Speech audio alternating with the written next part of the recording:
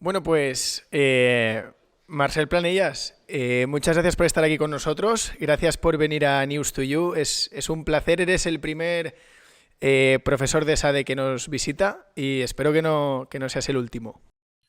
Muy bien, para mí también es un placer estar con vosotros. Bueno, he dicho profesor de SADE, pero es una etiqueta entre muchas. Tu trayectoria, la verdad es que ha dado muchas vueltas, ha estado en mucho empresa privada, enseñanza, mundo académico. ¿Cómo nace la idea de hacer un libro sobre el bully? Quien se lo ha leído, pues ya ve que con tu relación con Fernandria es de amistad. No eres un colaborador más o un periodista que le ha seguido. ¿Cómo nace todo esto? Mira, el nacimiento nos hemos de remontar al 2014, que una vez cerrado el Bully Foundation se pregunta por qué ha sido tan creativo el Bully Restaurant. Y en el 2014 en la Fundación Telefónica hacen una exposición que se llama Auditando el proceso creativo. Y entonces tenemos una conversación con Ferran Adrià y él me lanza un poco un reto, que es decirme, oye, ¿tú crees que esto que hemos hecho nosotros de auditarnos para ver por qué habíamos sido tan creativos se puede aplicar también al mundo de la empresa y de otras organizaciones? Y lo que vemos es que el resultado de esa pregunta se va a las 300 páginas prácticamente y me ha sorprendido, lo tenemos aquí, aprovechando que no hemos dicho el título, que es el libro rojo de la innovación, y es una guía, un libro que audita el proceso creativo del bully, pero que en paralelo va aportando teorías económicas, estudios que se han hecho en otros campos.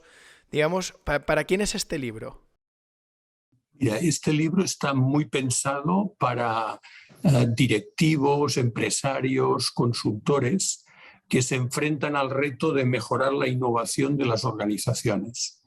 Mi diagnóstico es de que todo el mundo ya ve la necesidad de la innovación, que por tanto no hacían falta más libros blancos de diagnóstico, ni tampoco blueprints de estos de políticas, sino que se tenía que ayudar a los directivos y empresarios a poner en marcha procesos de innovación.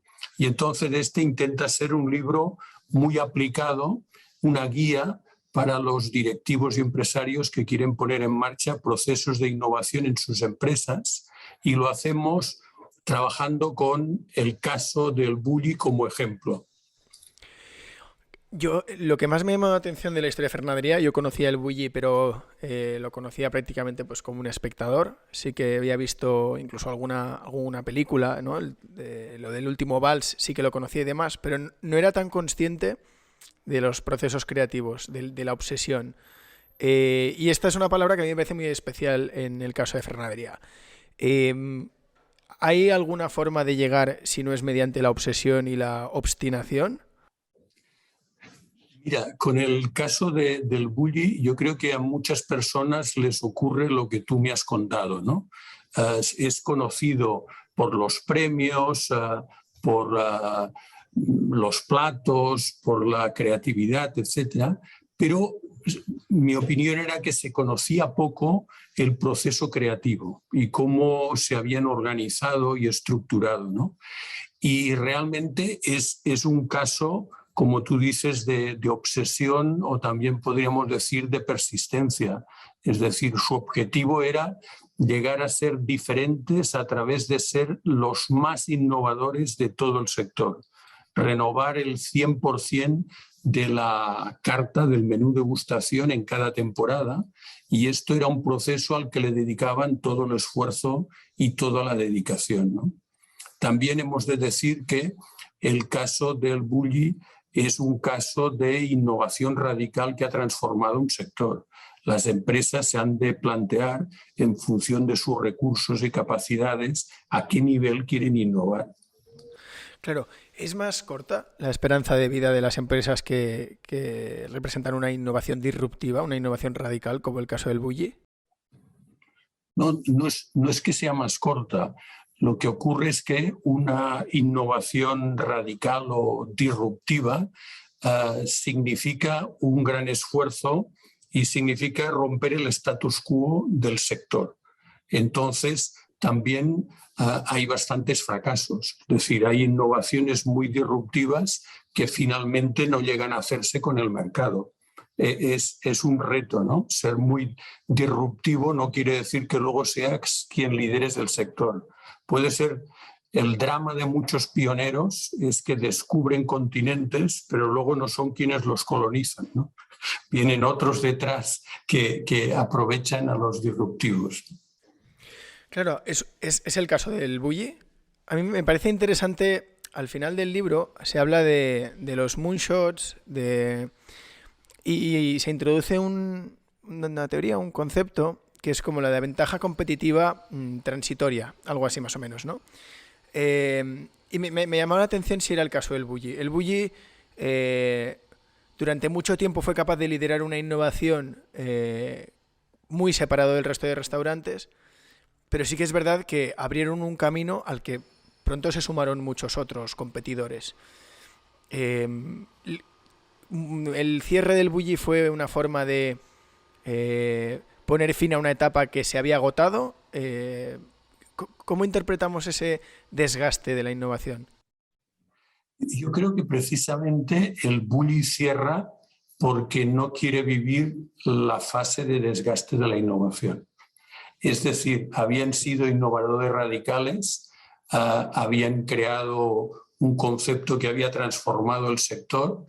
De hecho, Ferran Adrià lo ha dicho en muchas ocasiones, si ellos hubiesen querido, hubiesen podido estar 20 años o más viviendo de renta de lo que habían innovado, ¿no?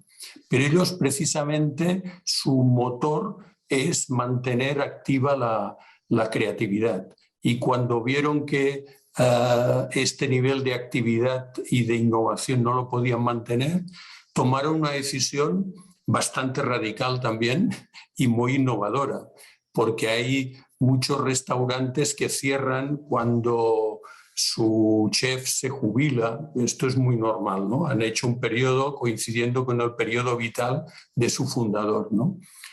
Lo que ya no es tan normal es que cierren el restaurante y abran y pongan en marcha un nuevo proyecto como es una fundación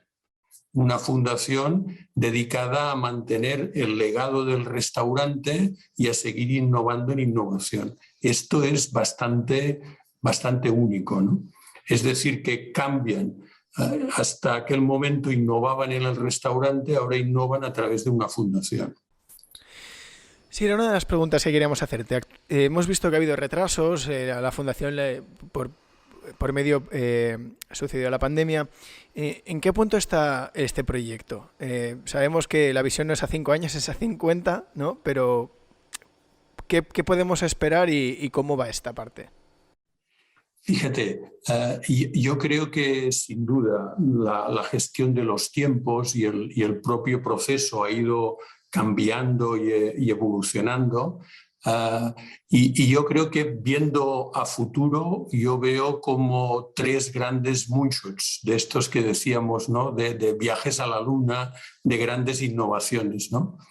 La primera es de que descubrieron que no existía una enciclopedia de la restauración y de la gastronomía, que es algo singular. Yo no soy un experto en este ámbito y lo desconocía, ¿no? Y entonces, además de descubrirlo, se han puesto a realizarla, ¿no? Y están en un proceso, me parece que ya van por no sé si es el 15 o el 20 libros y tienen todo un proyecto de llegar a 50 libros, a recoger el conocimiento alrededor de la alta gastronomía. Otro proyecto que verá la luz en abril de 2023 es el museo. Es decir, normalmente los restaurantes se cierran y se ha acabado su vida, por así decirlo, ¿no? Lo que quieren poner en marcha es, en el mismo espacio donde había estado el Bulli Restaurant, un museo. Es decir, que las siguientes generaciones, si quieren, pueden visitar dónde estaba el Bulli y además también no únicamente el espacio, sino ver todo esto que explico yo en el libro, el sistema de innovación, los archivos, etcétera, cómo lo tenían, ¿no? Y la tercera línea, yo creo que están siguiendo es ver cómo continúan innovando. Y entonces ya han empezado, el año pasado ya empezaron unas convocatorias de unos labs donde convocan a jóvenes de diferentes formaciones a pensar sobre temas de innovación. Y de hecho podríamos decir en cierta parte que este libro también quiere ser una contribución en la que ha participado muy activamente el Bully Foundation de ayudar a gestionar la innovación en las empresas. Qué interesante. Antes de llegar a este punto en el que estábamos justo ahora, sí que me gustaría que nos contaras cómo empieza tu relación con Ferran Adrià. ¿Cómo tienes la suerte de coincidir en el tiempo con alguien que se ha estudiado como un genio?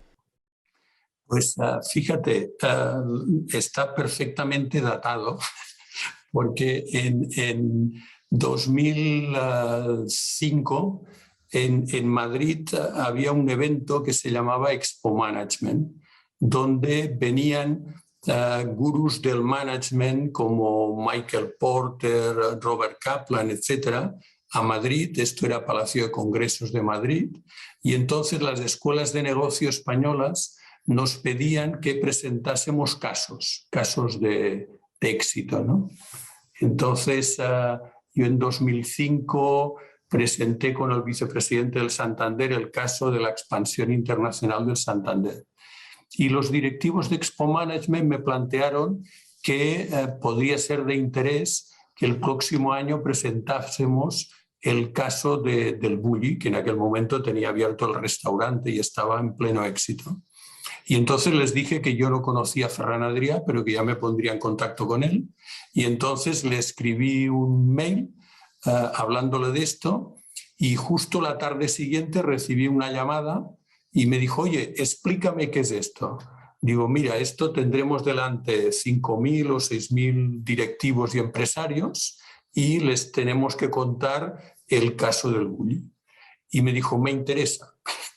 Y a partir de aquel momento montamos una sistemática de unas reuniones cada 15 días donde yo junto con otra profesora, la Silvia Svegenova, le preguntábamos y íbamos recopilando toda la historia del Bulli y construyendo la presentación.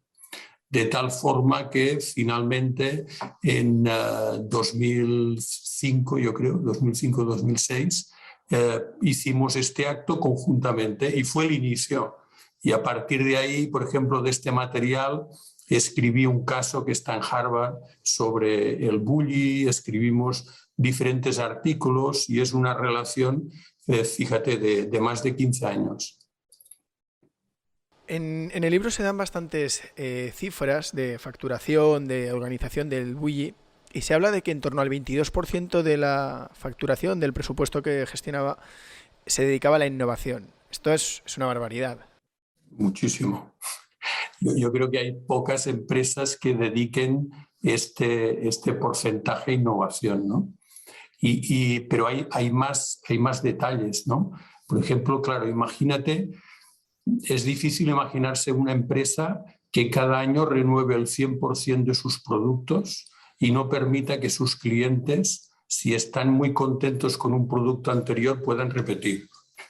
O, por ejemplo, que para dedicarse a la innovación, que es lo que les pasó al final, era ya una experiencia que se alargaba más de 3 horas y entonces no podían dar comidas y cenas y decidieron suprimir las comidas.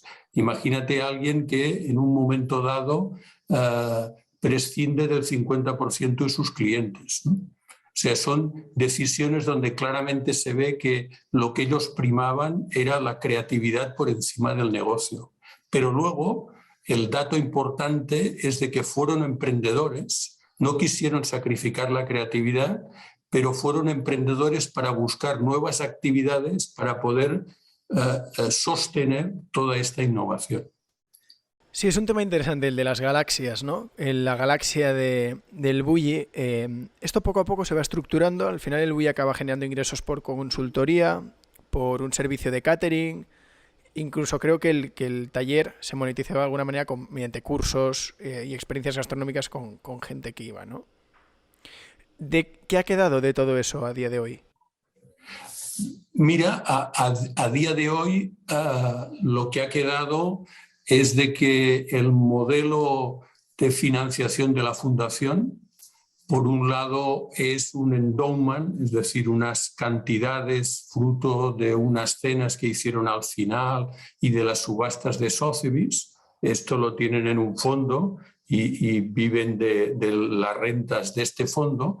Y luego lo que queda, todo el trabajo de consultoría, han quedado Los Ángeles. Es decir, está Telefónica, CaixaBank, Grifols y Lavazza, que son los ángeles del Bulli Foundation.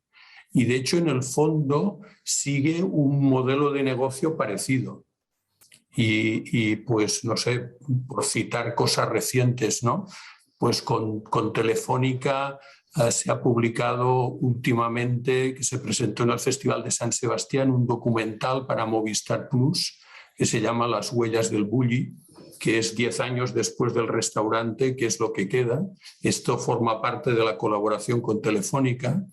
Con CaixaBank, Ferran Adrià hace un recorrido por diferentes territoriales y han puesto en marcha también una formación online dirigida a autónomos y pequeños empresarios del sector de la restauración, ¿no?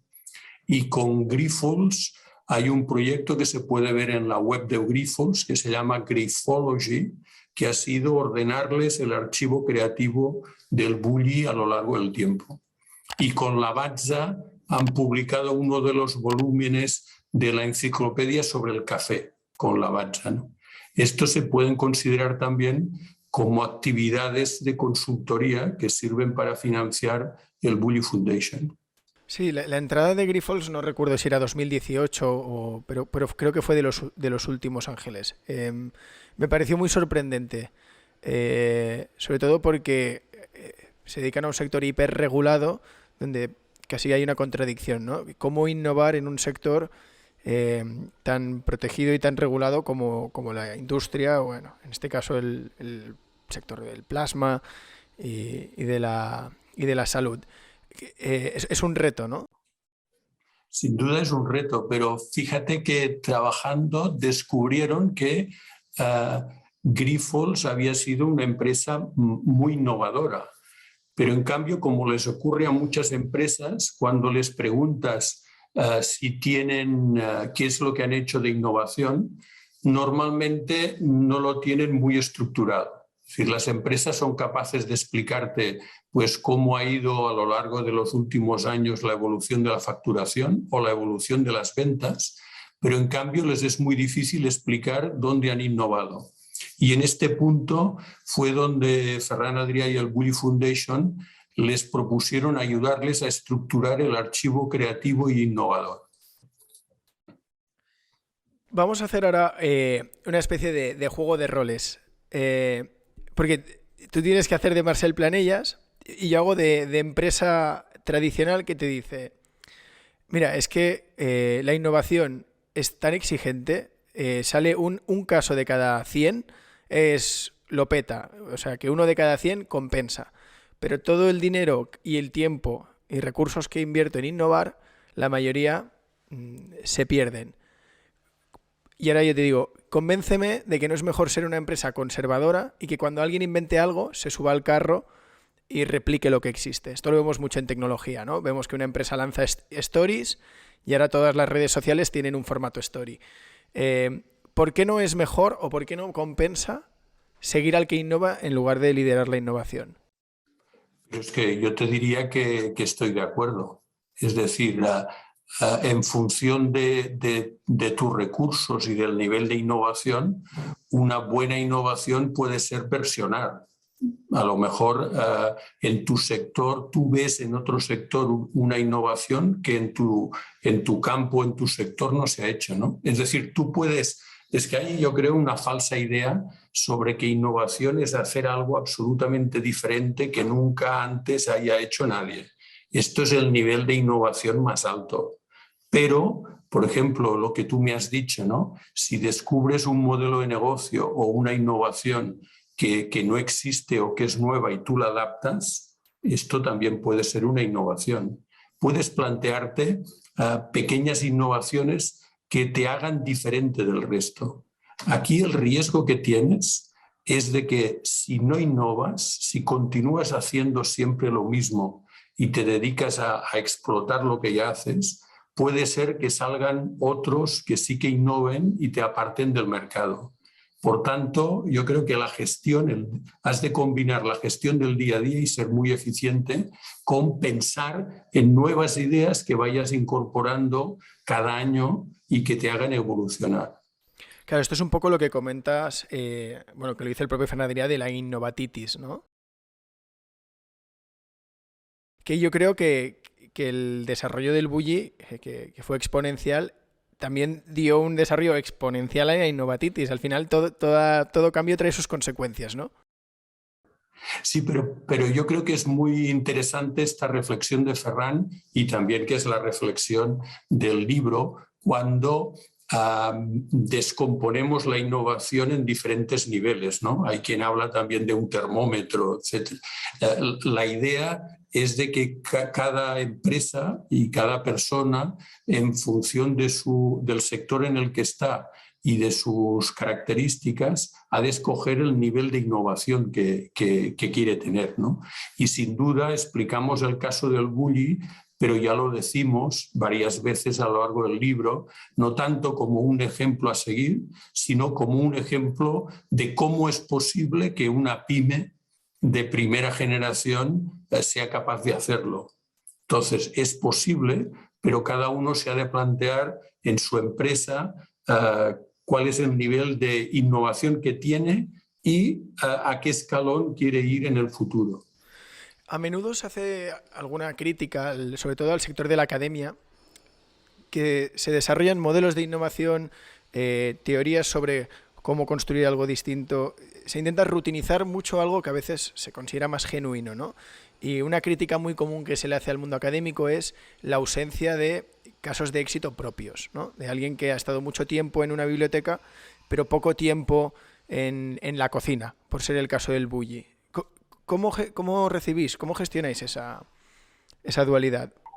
No, no, y tiene razón. Fíjate que en nuestro caso, también otra crítica que nos hacen cuando hablamos de innovación es que siempre hablamos de modelos de startups o de Silicon Valley, de modelos muy lejanos, ¿no?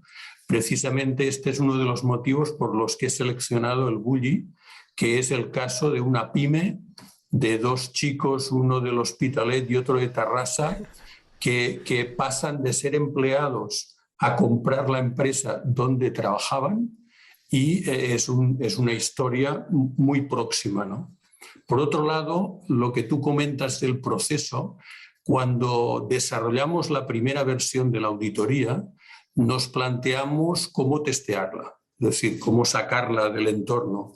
Y fue muy interesante el tema. Durante 4 años organizamos unos retos donde estudiantes iban a empresas y aplicaban la auditoría de la innovación y luego tanto la empresa como los estudiantes nos hacían sugerencias para mejorar la versión. El primer año lo hicimos con Roca, que es esta empresa de los espacios de baño, una empresa industrial con presencia multinacional.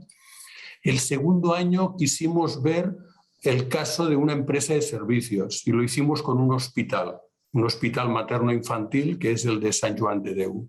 El tercer año lo aplicamos a una multinacional que es Hewlett Packard, en Sant Cugat, impresoras de gran formato, etc., ¿no? Y el tercer año con una división nueva del Fútbol Club Barcelona que se llama Barça Innovation Hub. Entonces, lo que hicimos fue probarlo en la realidad con empresas reales y cercanas y este feedback nos ayudó a ir haciendo nuevas versiones y mejorando esta auditoría, esta nueva herramienta que ahora presentamos en el libro. Claro, mucha gente, lo comentabas ahora de pasada, mucha gente piensa que Ferran Adrià montó el Bulli, pero la historia es un poco distinta. Yo esto, por ejemplo, lo descubrí al leer el libro. ¿Cómo es el origen? Bueno, fíjate que el origen es muy curioso porque es una pareja alemana que van con su roulotte y entonces Cala Montjoy es una carretera y más en aquellos años 50 muy estrecha y entonces van recorriendo y no pueden girar para volver atrás. Y entonces van continuando hasta que llegan a esta cala, se enamoran de la cala y deciden comprarla. Y entonces el doctor Schilling era un gastrónomo, entonces su esposa Marqueta se queda a vivir aquí en la cala y él hace viajes entre Alemania y Cala Montjoy, ¿no? Y va trayendo novedades. Y entonces primero es un grill, luego un pequeño restaurante, luego van pasando chefs, sobre todo franceses, y obtienen la primera estrella y podríamos decir que estarían dentro de la línea de la Nouvelle Cuisine, ¿no? Una cocina francesa innovadora, ¿no? Ferran Adrià entra en contacto con el Bulli a través, mientras está haciendo el servicio militar, a través de Fermí Puig, un cocinero que había estado, va ahí, ¿no? Le gusta el ambiente y decide volver. El Bulli tenía un problema que era que los chefs, claro, fíjate, esto está a 2 horas de Barcelona, es una cala perdida y que además en invierno pues no tiene mucha actividad, ¿no? Entonces los Claro. chefs se les iban. Tenían mucha rotación, por así decirlo, ¿no? Y lo ponen en marcha esta pareja que es Juli Solé como director y Ferran Adrià como chef. Y en un momento dado, el matrimonio Schilling dicen que lo quieren vender y aquí hay una decisión estratégica fundamental, que es de que ellos deciden comprar. Porque claro, comprar el Bulli quiere decir que ya te quedas ahí, que ya no puedes irte a Barcelona, es un compromiso, ¿no? Y además compran y deciden hacer proporcionalmente una inversión muy grande que es transformar la cocina, que pasa de 50 a 150 metros cuadrados y es un proyecto muy importante. O sea, entierran muchos recursos ahí en este. Y luego están casi 14 años que les cuesta mucho llegar a final de mes y que han de pensar en otras actividades mientras tienen cerrado el restaurante, el catering, etcétera, ¿no? O sea que es una historia también de emprendedores, de persistencia, etcétera. A mí me ha venido bien. De hecho, te diré que me ha consolado bastante lo de los 14 años de sufrimiento. Nosotros somos una startup muy pequeña, somos 3 personas, 4 personas trabajando, sufriendo mucho, pero claro, nosotros llevamos poco, nosotros llevamos meses todavía. Entonces, cuando uno ve que 14 años después las cosas se siguen rompiendo, consuela. Es una idea por la que aboga mucho Ferran Adrià y que está muy presente en el libro, ¿no? El poder del largo plazo. Se necesita tiempo para hacer cosas, ¿no? Y cuanto más importante es lo que quieres hacer, también más tiempo y también más conocimiento. Yo creo que este es otro mito a romper, ¿no? La idea esta de que tú puedes ser creativo e innovador sin tener conocimiento. Entonces, él dice, hay muchas ocurrencias que salen de no tener conocimiento, tener experiencia, conocer el sector, haber gestionado el restaurante, tener conocimiento como chef, es lo que le permite luego poder pasar a ser creativo, en este sentido, ¿no? Sí, volviendo con la idea de la obsesión, me parece muy interesante que Ferran Adrià se acercaba a gente que no tiene nada que ver con la cocina. Se acercaba a escultores, a arquitectos. Hay que estar un poco loco, ¿no? Para llevar la innovación a ese nivel. Bueno, yo creo que este es uno de los grandes, de las grandes diferencias.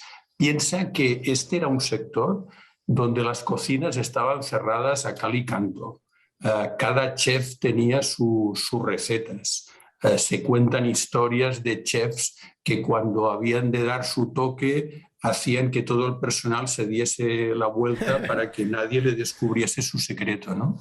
Entonces, ellos pertenecen a una generación que empiezan a hacer stage con un grupo, hacen estancias en otras cocinas, empiezan los foros y los congresos, etcétera, ¿no? Y en el caso de Ferran Adrià, pues muy abierto a irse al taller de un escultor para ver cómo trabaja un artista, a entrar en contacto con Lucky Hoover, que es un diseñador de objetos, por así decirlo, o, por ejemplo, en nuestro caso, pues con un profesor de management, ¿no?, que le parece interesante. Y alguna vez se lo he preguntado, ¿no? Digo, oye, ¿por qué me dijiste que sí y empezamos a trabajar? Y dice, porque pensé que podría aprender. La idea esta de que saliendo de tu zona de confort y entrando en relación con otras disciplinas, él considera que podía aprender y enriquecerse, ¿no? Cuento en el libro que cuando Henry Chesbrough, el padre de la Open Innovation, nos invitó a participar en un congreso, de hecho, yo lo que conté es que el Bulli había sido alguien que había hecho Open Innovation antes de que naciese la teoría de la Open Innovation. Un precursor absoluto, claro. Mira, hay una cosa que me ha llamado la atención en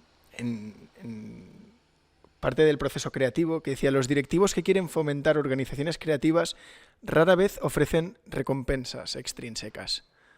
El hecho de incentivar pues, con bonus o con pues, extras puntuales se ve como un enemigo en organizaciones innovadoras. ¿Se tiende a hacerlo poco? Esto me ha sorprendido. No, es que no es tanto que sea un enemigo, ¿no?, sino que esto es una profesora, una psicóloga, profesora de Harvard, que lo ha estado trabajando, y ella considera que para fomentar la creatividad hay tres cosas básicas. Una es conocer, la idea esta que te decía antes, no se puede ser muy creativo si no conoces dónde vas a trabajar. La otra es la capacidad de innovar, de ser creativo. Hay muchas personas que saben, o sea, esta persona sabe mucho de esto, ¿no?, pero le es difícil crear algo, ¿no? Y el tercer elemento que dice es estar motivado.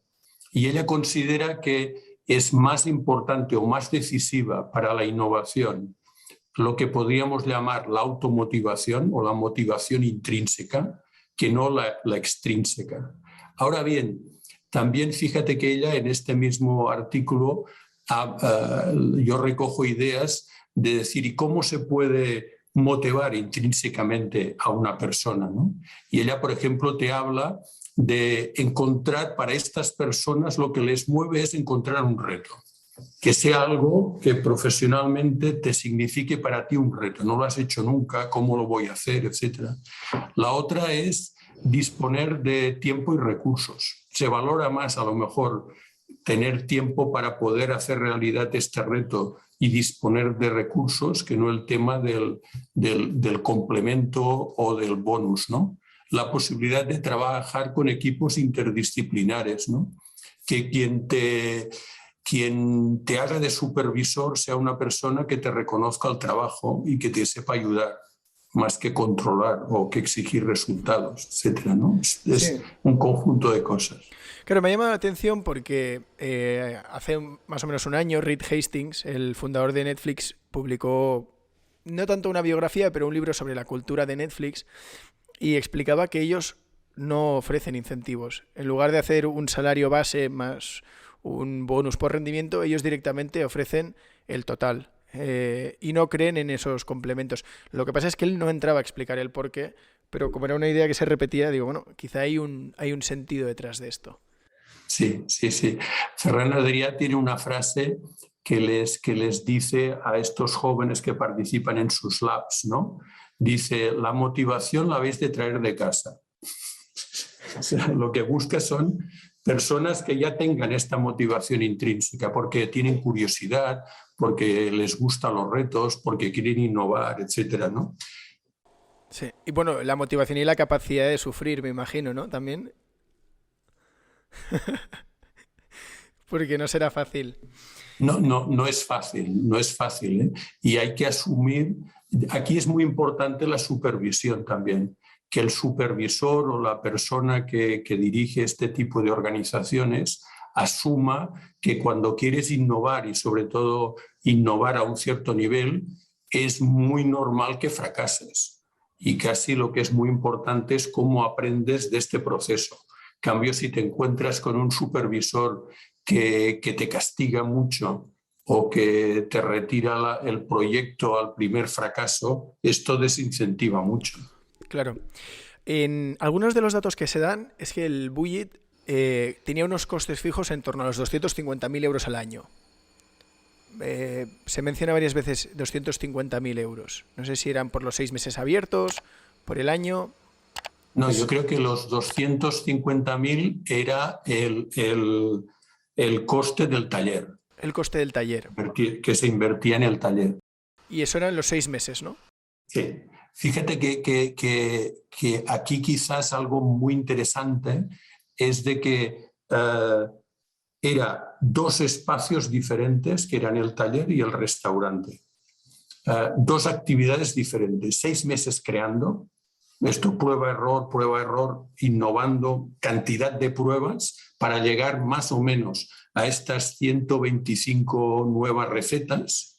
Y luego había otro momento, 6 meses, que aquí cambiaba el panorama. Aquí era reproducir, era hacer estructura muy jerárquica con partidas y se incorporaban 30 stagiaires que eran jóvenes venidos de todo el mundo y lo que se trataba es algo muy frágil que era reproducir el menú.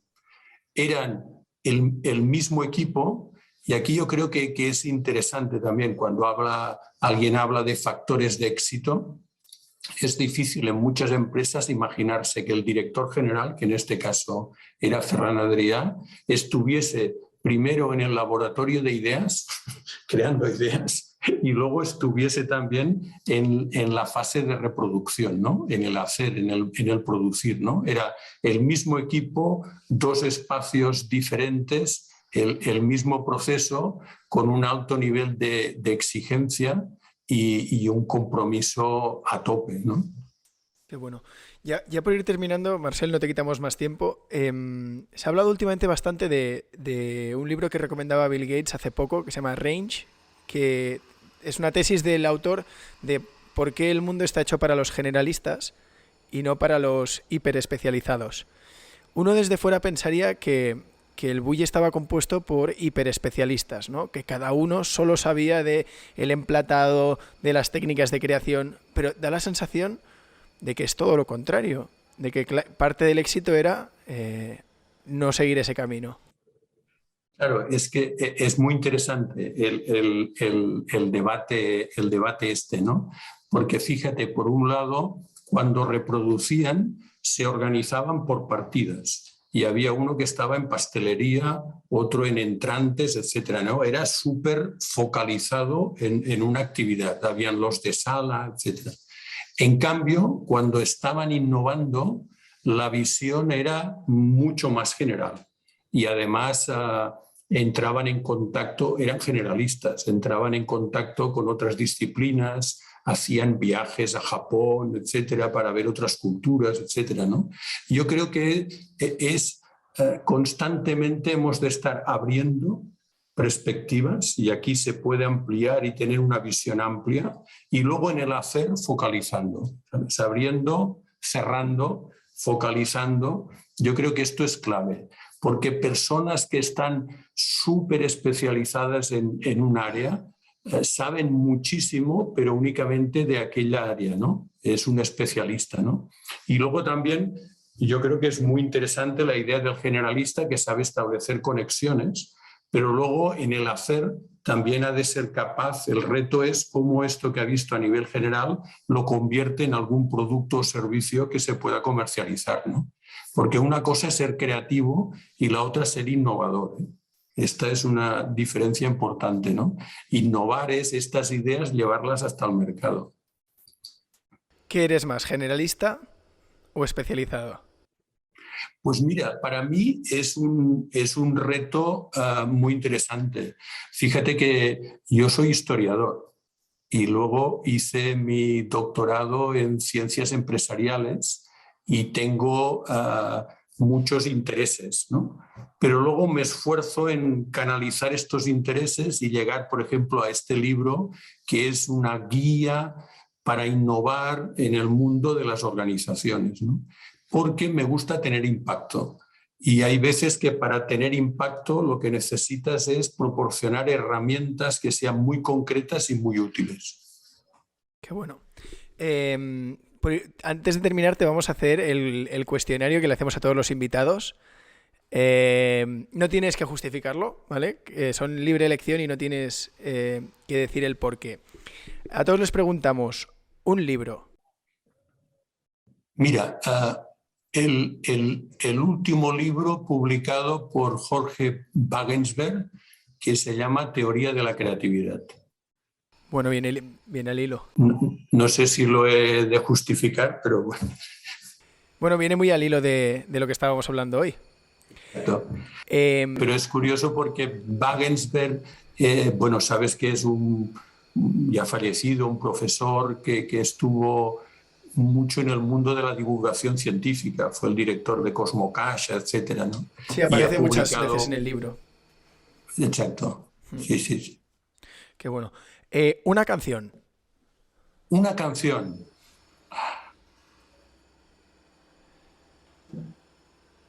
La última de Pau Donés. Vale. Un restaurante. El Bulli. Y si tuvieras que elegir uno que esté abierto. Pues estaría entre Mugaritz y Desigual. No, Mugaritz y Disfrutar, perdón. Disfrutar. Bueno, Girona ha sido tierra de restaurantes.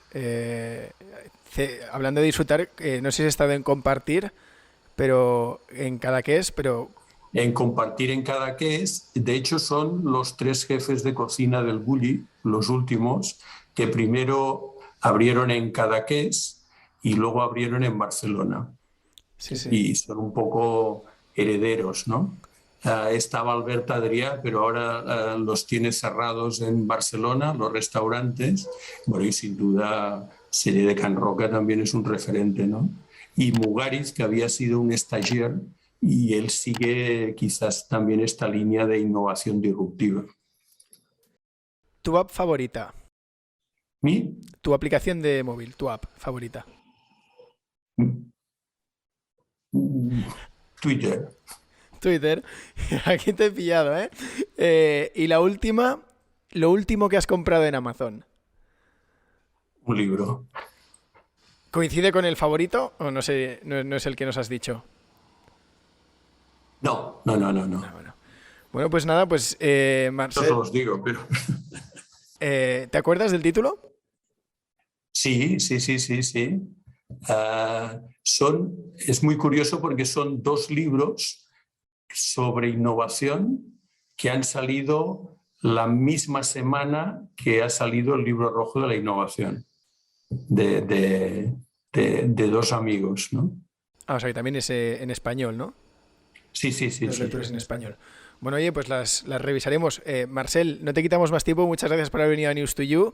Si estás por Madrid, pues oye, encantado de tomarnos un café y te enseñamos nuestro laboratorio de innovación. Muy bien, perfecto, Alfonso. Pues de acuerdo, cuando venga por Madrid os llamo y nos tomamos un café. Perfecto. Ha sido un placer estar Igualmente. con vosotros. Bueno, un saludo, hasta luego. Un saludo.